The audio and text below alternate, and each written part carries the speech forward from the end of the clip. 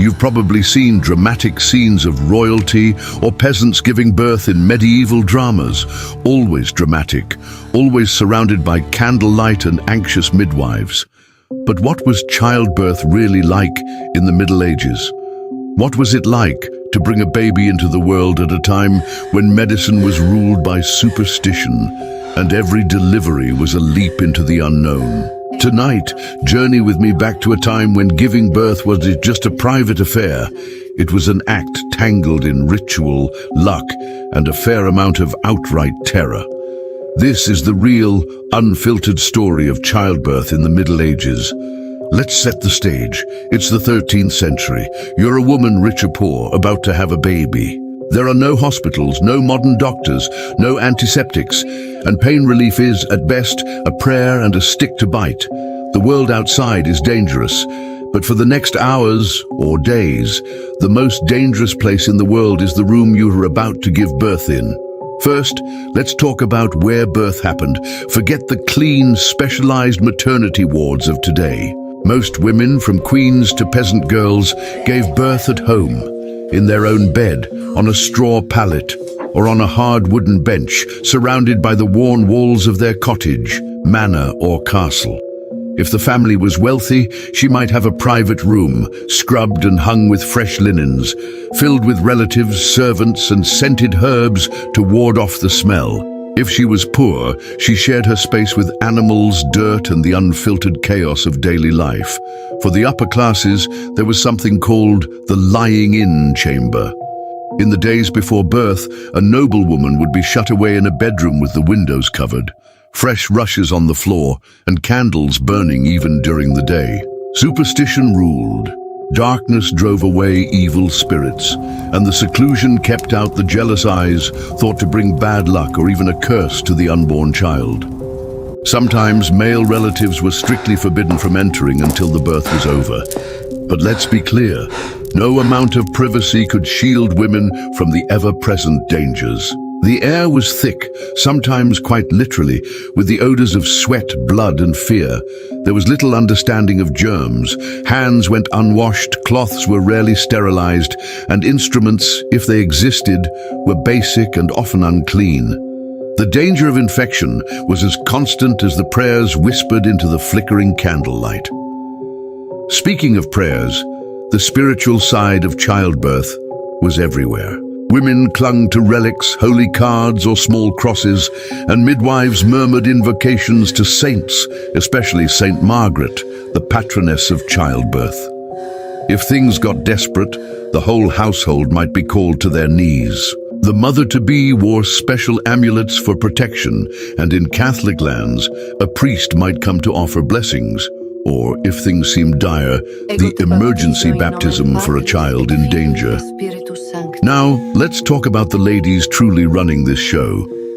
The midwives. In the Middle Ages, midwives were the backbone of maternity. They were sometimes the only healthcare most women would ever see. Midwives were trained by experience, passing their knowledge from mother to daughter, friend to neighbor, generation after generation. They wielded enormous power and trust, but there was a dark side too. Success brought respect. Failure, especially a string of stillbirths, could breed suspicion, even rumors of witchcraft. These midwives had few tools at their disposal. Common items included linen cloths for swaddling and wiping, herbal concoctions to ease pain or speed up labor, and basic sharp instruments if an intervention was needed. There were no proper forceps. The best tools were clean hands, sharp wits, and the prayers of everyone in the room. Labor itself could last hours, sometimes days. Pain relief was minimal or non-existent. In some places, women chewed on willow bark or drank herbal teas. Sometimes alcohol was offered, but just as likely, a mother would be told to offer her sufferings to God. In the rare case that things went wrong, there was little anyone could do. If the labor stalled or the baby was in the wrong position, desperate measures included turning the baby by hand or, tragically, accepting the likely loss of mother, child, or both. Let's not romanticize the risk. In Europe's Middle Ages, Estimates say 1 in 3 women died at some point in their reproductive years due to childbirth or related complications. Maternal mortality rates were staggering for both nobles and peasants. Even if the child survived, there was risk of infection, fever, and accident. Each birth was a gamble with mortal stakes. It was common for mothers to prepare their wills during pregnancy. Imagine the anxiety. Each time you felt the first stirrings of labor, you might be thinking not just of your future child, but whether you would meet them at all. And yet, life had to continue. Society was built around these dangers. Noble families craved heirs. So royal and aristocratic women spent much of their lives pregnant, giving birth again and again, racing against the clock of their own mortality.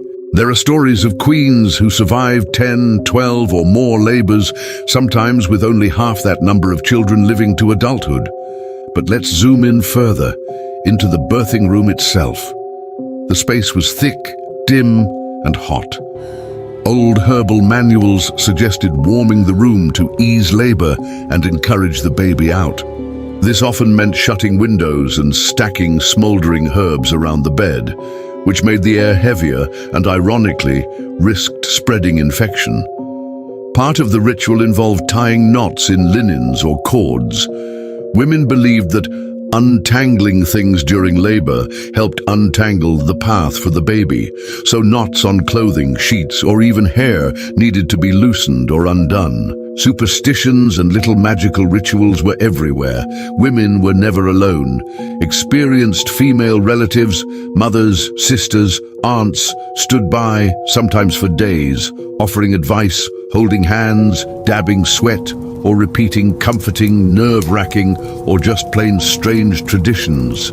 Songs, chants, and prayers competed with screams and moans for space in the smoky air. But what about the role of men? Husbands were almost always excluded, regardless of status. Childbirth was considered women's business, mysterious, sometimes even dangerous for men to witness. Even kings waited outside, pacing and praying for good news. The birth of a son was cause for massive celebration. The birth of a daughter brought mixed feelings, joy, relief, but sometimes disappointment. When the baby finally arrived, celebrations might break out. But the first minutes were also fraught with anxiety. Thank goodness. Was the child Welcome, breathing? little one. Did it cry right away? If the answer was yes, baptism would often be performed immediately, sometimes using water kept in the birthing room. In higher-risk deliveries, a midwife might be empowered to perform emergency baptisms to ensure the child's spiritual safety if death was near. If the child wasn't breathing, desperate measures followed: swaddling, swinging, massaging, and even warming the body by wrapping it tightly and holding it near the fire. Let's not forget the postpartum period. Even if labor went well, the mother faced new dangers. Puerperal fever, an infection known as childbed fever, was common and often fatal, especially when hands and fabric stayed unwashed. The new mother often stayed confined in her lying-in room for 40 days or more, cared for by relatives and, if wealthy, a horde of servants. During this time, her only tasks were to heal and care for her newborn.